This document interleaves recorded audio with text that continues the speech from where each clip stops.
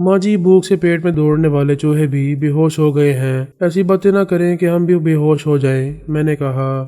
ماں جی نے رکشی کو آواز دی، رکشی بھائی بڑے ندیدے اور بھوکے مہمان آئے ہیں، جلدی سے لے آؤ۔ اندر سے رکشی کی آواز آئی، بس 5 منٹ ماں جی، چائے کا پانی ابل جائے۔ میں نے کہا فرید کیا سو رہا ہے ابھی تک؟ وہ ہنسنے لگی، ہمارے گھر میں اتنی دیر تک سونا نحوست سمجھا جاتا ہے، ابھی تک باقاعدہ نماز کی عادت تو نہیں پڑی اسے، مگر میں ایک بار کہتی ضرور ہوں، پھر نماز کے بعد چائے بنا کے اسے اٹھا دیتی ہوں۔ صبح کے وقت ہم ماں بیٹے باہر بیٹھ کے چائے پیتے تھے، اب رکشی مجھ سے بھی پہلے اٹھ جاتی ہے، چائے بھی وہ بناتی ہے۔ میں نے کہا فرید بھی اٹھنے لگا ہوگا نماز کے لیے۔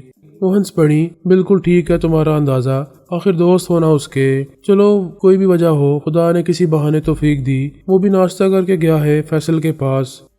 فیصل کے پاس کوئی کام تھا؟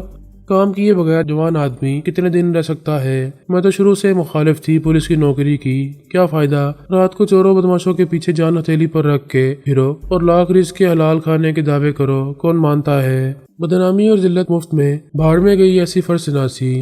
بیٹا کام آدمی کرنا چاہے تو کوئی بھی کام محنت اور ایمانداری سے کر سکتا ہے، ورنہ بیٹھا دوپہرے گرنے پر تو وہاں بھی حرام کھانے کا راستہ نکال لے گا۔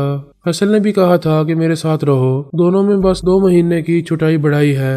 فیصل پیدا ہوا تھا 23 ستمبر کو، بھارت سے پاکستان کی جنگ اسی دن بند ہوئی تھی۔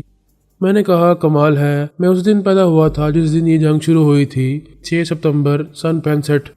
پھر تو ایک ہی تھیلی کے چٹے بٹے ہو تم۔ فیصل کی پیدائش ہے 22 نومبر کی، اس نے 6 سال پولیس کی نوکری میں ضائع کیے، میں تو ضائع کرنا ہی کہوں گی، اتنی جان جوکھوں میں ڈالی، ہاتھ کیا آیا، اوپر والوں کی ناراضی، اور بالآخر نکال دیا انہوں نے تو لوٹ کے بدو گھر کو آئے، اب فیصل کے ساتھ شامل ہو گیا ہے، 6 سال پہلے ہوتا تو اب تک بڑا نام بھی کماتا اور پیسہ بھی۔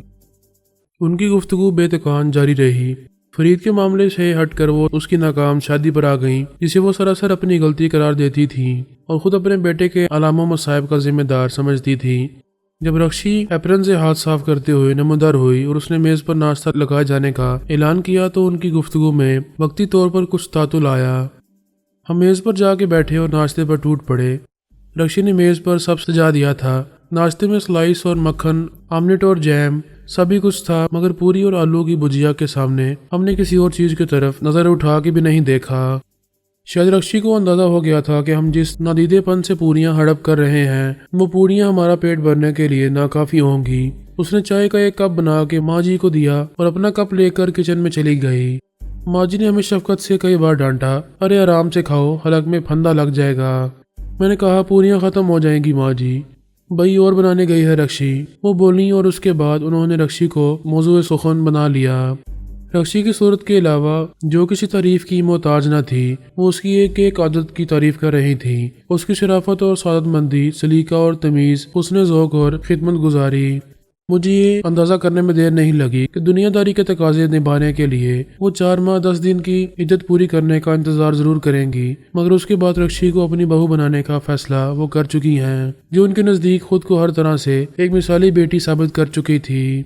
جب رکشی گرم پوریوں کی نئی کھیپ لائی تو ماں جی نے بڑی ہوشیاری سے موضوع تبدیل کر دیا، بیٹا یہ آج کی اخبار میں کیا چھاپ دیا ہے ان اخبار والوں نے؟ میں نے کہا دیکھا تو نہیں میں نے ابھی تک، لیکن اندازہ ہے مجھے، اور میں اسی سلسلے میں فرید سے بات کرنا چاہتا تھا، مگر اب وکیل صاحب سے ان کے آفس میں ہی بات ہوگی۔ یہ سب کچھ ہو رہا ہے تمہارے خلاف اور تم یوں بے فکری سے گھوم رہے ہو، ماں جی نے کہا۔ بے فکری سے کہا ماں جی، سخت فکر مند ہوں میں، اس کے علاوہ میں گھوم نہیں رہا ہوں، ناشتہ کر رہا ہوں کرسی پر بیٹھ کے، کیا آپ کو لٹو کی طرح گھومتا ہوا دکھائی نہیں دے رہا؟ میں نے کہا ابے لٹو، ماں جی ٹھیک کہہ رہی ہیں، پکڑا گیا نا تو پولیس مار مار کے ٹٹو بنا دے گی، رئیس نے کہا۔ یار تو جانتا ہے میں روپوش ہوں، ماں جی کو بتا کیوں نہیں دیتا؟ رکشی ہنسنے لگی، اگر یہ روپوشی ہے تو منہ دکھائی کیا ہوگی؟ میں نے اسے غور سے دیکھا، یہ فرید سے پوچھنا، میرا مطلب ہے تھانے دار صاحب کو تفصیل سے بتا دوں گا، لیکن میری بات کا دوسرا مطلب سمجھ کے پل بھر کے لیے رکشی کے چہرے کا رنگ بدل گیا تھا۔ وہ اب تھانے دار نہیں وکیل صاحب ہیں۔ وہ، میں نے بول پن سے پوچھا، اچھا تمہارا مطلب ہے فرید؟ رکشی نے مجھے گھورا اور ماں جی نے میری بات کو ایسے نظر انداز کر دیا جیسے وہ سمجھی ہی نہیں۔ کسی نیت اور ارادے کے بغیر رکشی نے روایتی بیویوں کے انداز میں جو شوہر کا نام نہیں لیتی ہیں فرید کو وہ کہہ دیا تھا۔ میرے معنی آفرینی سے اس کا رنگ گلابی ہو گیا تھا، रईस हंस पड़ा तो वो घबरा के उठ खड़ी हुई। मैं और चाय लाती हूँ। अब परसों लाना। मैंने नैपकिन से हाथ मुंह साफ किया। परसों क्या है बेटा? माँ जी ने सादगी से पूछा। 2 दिन का नाश्ता तो हमने कर लिया है माँ जी, मैंने कहा।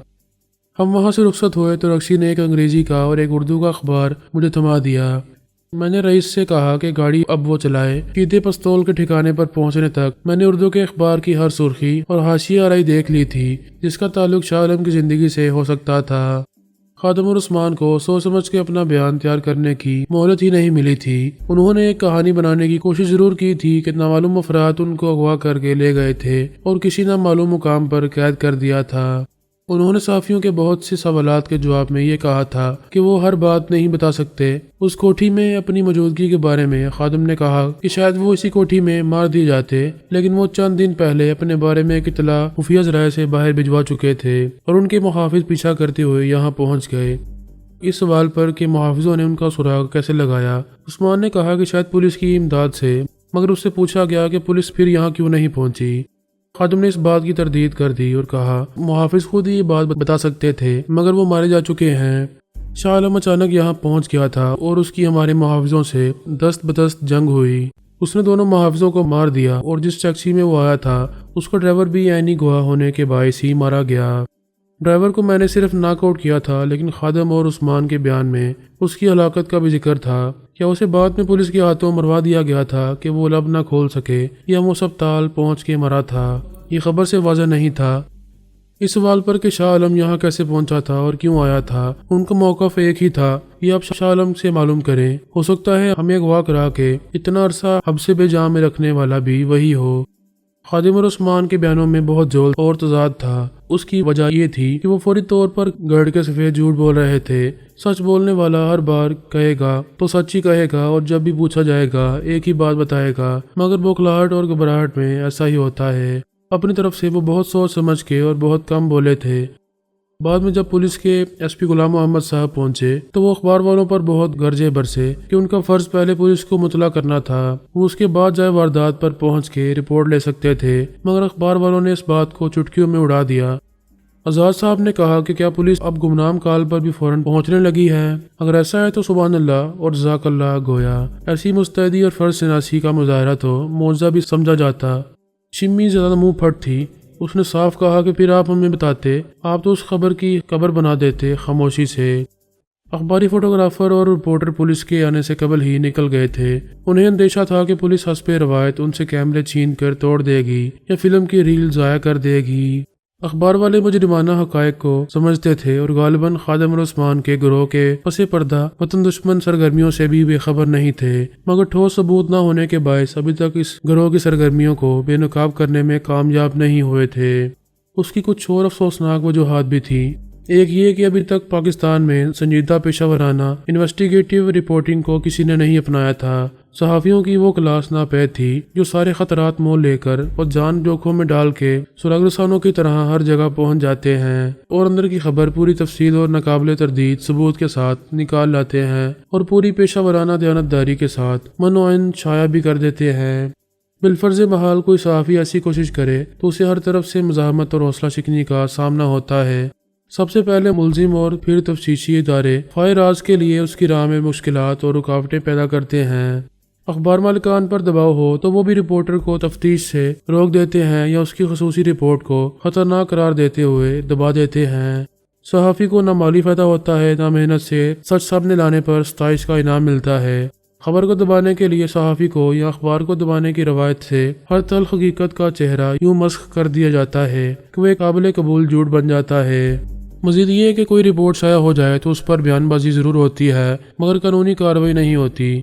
बरसों पहले इमरान खान ने कहा था कि एक बहुत बड़ी माफिया इस मुल्क के जंगलात को गैर कानूनी तरीके से साफ कर रही है। खामोशी से करोड़ों अरबों कमाने वाली इस माफिया ने मुल्क के माहौलियाती मुस्तकबिल को दांव पर लगा दिया है, मगर महकमा जंगलात से माहौलियात तक सब करता धरता चुप बैठे हैं। आखिर क्यों? एक बच्चा भी इस सवाल का जवाब जानता है कि कानून से सरफे नजर करने वालों को उसकी कीमत अच्छी मिल जाती है तो उन्हें क्या जरूरत है मुल्क के मुस्तकबिल के चक्कर में पड़ने की।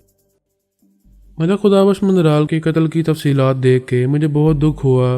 बेशक वो एक नाकाम पॉलिटिशियन था, دولت مندی اور جاگیردارانہ سوچ اسے پالیٹکس میں لے آئی تھی، جہاں اس جیسے وڈیرے اور چودھری، خان اور سردار، مخدوم اور پیر اپنے فیوڈل گروپ کی طاقت اور اثر رسوخ سے ملک، حکومت اور قوم کے مالک بنے بیٹھے تھے۔ اس کی ناکامی کا بنیادی سبب یہ تھا کہ وہ اپنے طبقے کے دوسرے دیوتاؤں کی طرح خود غرض اور منافق نہیں تھا، جو ملک و قوم اور اسلام کی خاطر جان و مال کی مسلسل قربانی دیتے چلے آتے ہیں، مگر عوام کی جان و مال کی۔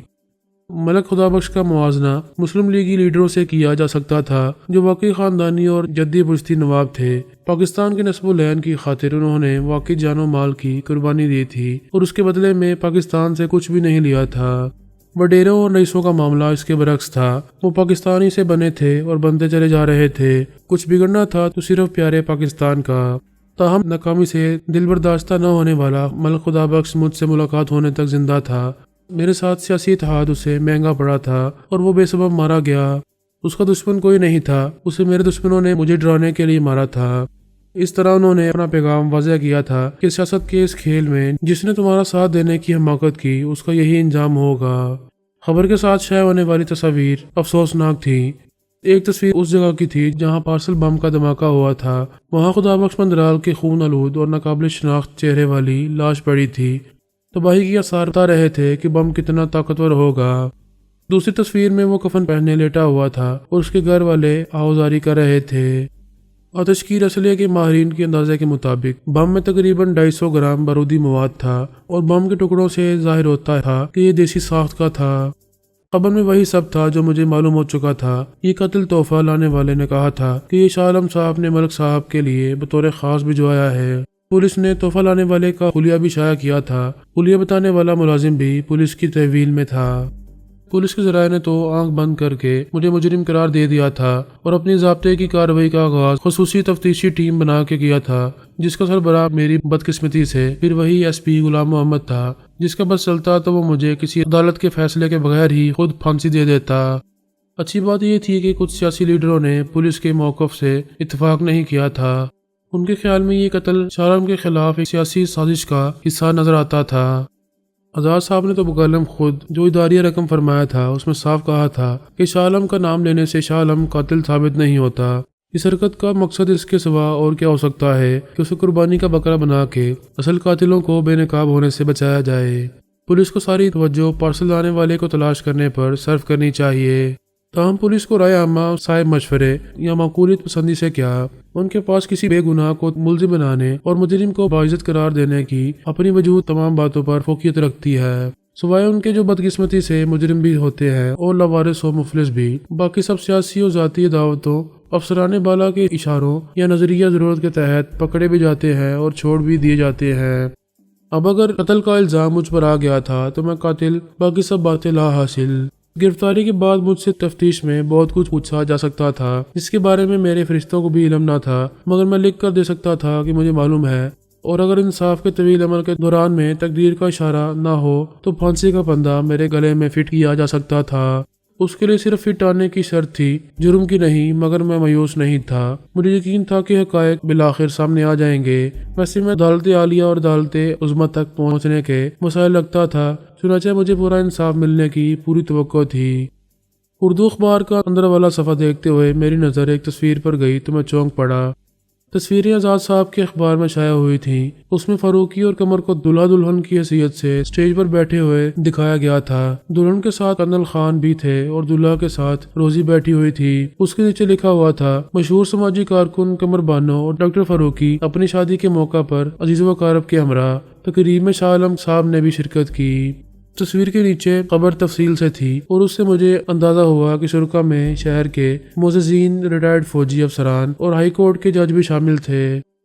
چند تعارفی جملوں میں بتایا گیا تھا کہ ڈاکٹر فاروقی کتنے سال سے ایک پسماندہ علاقے میں رفاہی کلینک چلا رہے ہیں، جہاں مستحق مریضوں سے علاج اور دوا کے لیے ایک پیسہ نہیں لیا جاتا، اور اب وہ ایک بہت بڑا رفاہی اسپتال قائم کر رہے ہیں جس میں قمر بانو ان کی دست راست ہوں گی۔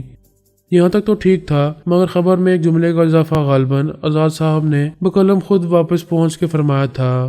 شاہ عالم صاحب نے جو رخصتی تک موجود رہے، رفاہی اسپتال کے لیے 10,000 کا چیک بھی دیا۔ میں نے کہا صرف 10,000؟ یہ بے عزتی ہے رئیس، ناصر عظیم کی الگ اور شاہ عالم کی الگ، کم سے کم 1 لاکھ تو لکھتے۔ رئیس نے خبر سن کے مجھ سے اتفاق کیا۔ ہاں جب جھوٹ لکھنا ہی تھا پھر 10,000 کیوں 10 لاکھ 10 کروڑ کچھ بھی لکھ دیتے۔ خادم عثمان کی حالت کا تصور کر کے مجھے ہنسی آئی۔ شمی کے انگریزی اخبار میں مجھے یہی خبر آگے والے صفحات میں مل گئی۔ رئیس نے کہا اس میں اتنا خوش ہونے کی کون سی بات ہے؟ میں نے کہا کتنی آسانی سے آزاد صاحب نے خادم اور عثمان کی ایسی تیسی کر دی کہ حیثیت رہ گئی اب ان کے بیان کی جو انہوں نے پولیس کے ایس پی غلام محمد کے سامنے دیا۔ اس سے تو یہ ثابت ہو گیا ہے کہ میں کم سے کم 12 بجے رات تک وہیں تھا، اس سے پہلے رخصتی نہیں ہوئی ہوگی، اور میری وہاں موجودگی کے گواہ بھی عام لوگ نہیں، معززین، ریٹائرڈ فوجی افسران اور ہائی کورٹ کے جج بے شک وہ چلے گئے ہوں گے مگر دیکھا ضرور ہوگا ان سب نے مجھے۔ میں انہیں نہیں پہچانتا لیکن حال ہی میں جو شہرت مجھے مر کے زندہ ہو جانے کی وجہ سے ملی اس کی وجہ سے میں بہت زیادہ خبروں میں رہا اور میری تصاویر بھی بہت شائع ہوتی رہیں۔ پہلے انتقال، سوگ اور شاندار تدفین کی، اور اس کے بعد عدالت سے زندہ پیش ہو کے خود کو شاہ عالم ثابت کرنے کی۔ یہ تو ہے پبلسٹی بہت ملی تجھے پچھلے دنوں۔ اب ملاحظہ ہو آزاد صاحب کی معصوم سی شرارت۔ 10,000 کے چیک کا بھی ذکر فرما دیا۔ تو نے کوئی چیک نہیں دیا تھا؟ نہیں یار، مگر کیا فرق پڑتا ہے اس سے؟ نہ فاروقی تردید کرے گا اور نہ قمر کرے گی کہ یہ جھوٹ ہے۔ ایک تب وہ مسز فاروقی ہے، چنانچہ شوہر کی مرضی اس کی مرضی، پھر یہ کہ گھر پہنچتے ہی اسے میرا چاکلیٹ کا تحفہ مل گیا ہوگا اور یہ بھی پتہ چل گیا ہوگا کہ بھائی پہنچا تھا۔ ممکن ہے فاروقی نے یہ بھی بتا دیا ہو کہ خان اعظم نے اسے بن ملائے اجنبی مہمان کی طرح سمجھا اور اس سے بد اخلاقی کے ساتھ پیش آئے، ورنہ وہاں وہ بہن کو دلہن بنا دیکھنے ہی آیا ہوگا اور رخصت بھی کرتا۔ قمر کو میں جانتا ہوں، وہ بہت روئی ہوگی، بہت نازک ہے اس کا دل۔ وہ پہلے بھی خفا ہو جاتی تھی مجھ سے، لیکن اس کا یہ غصہ بھی بھائی سے پیار جتانے کا ایک انداز تھا۔ نفرت تو وہ کسی سے بھی کر ہی نہیں سکتی۔ میں قمر کی باتیں کر کے اس کی یادوں میں کھو کے جذباتی ہو گیا تھا۔ رئیس نے میرے کندھے پر ہاتھ رکھا۔ بڑا خوش نصیب ہے تو پیارے، ایک بہن ہے تیری، ماں کے برابر تو کوئی نہیں، لیکن جو معصوم اور سچا پیار یہ دیتی ہے نا بہنیں اور بیٹیاں، اس کا مقابلہ بھی کوئی نہیں۔ کسی عورت کی محبت اس کے مقابلے میں ایسی ہی ہے جیسے پانی کے مقابلے میں شبنم۔ ابے واہ، کیا زبردست شاعرانہ مثال دی ہے تو نے، میں نے کہا۔ وہ خوش ہو کے بولا، سب تیری صحبت میں سیکھا ہے پیارے۔ وہ کیا کہتے ہیں، قاضی جی کے گھر کے کتے بھی سیانے ہوتے ہیں۔ اف، کتے نہیں چوہے، جہل کی اولاد۔ میں نے سر پر ہاتھ مارا۔ ابے چل رہنے دے، قاضی ہوتا ہے جج، اس کے گھر میں چوہے ہو سکتے ہیں بھلا؟ ہاں کتے ہو سکتے ہیں، اور کتا ہی ہوتا ہے سیانا، چوہا نہیں۔ یہ ضرب المثل ہی غلط ہے۔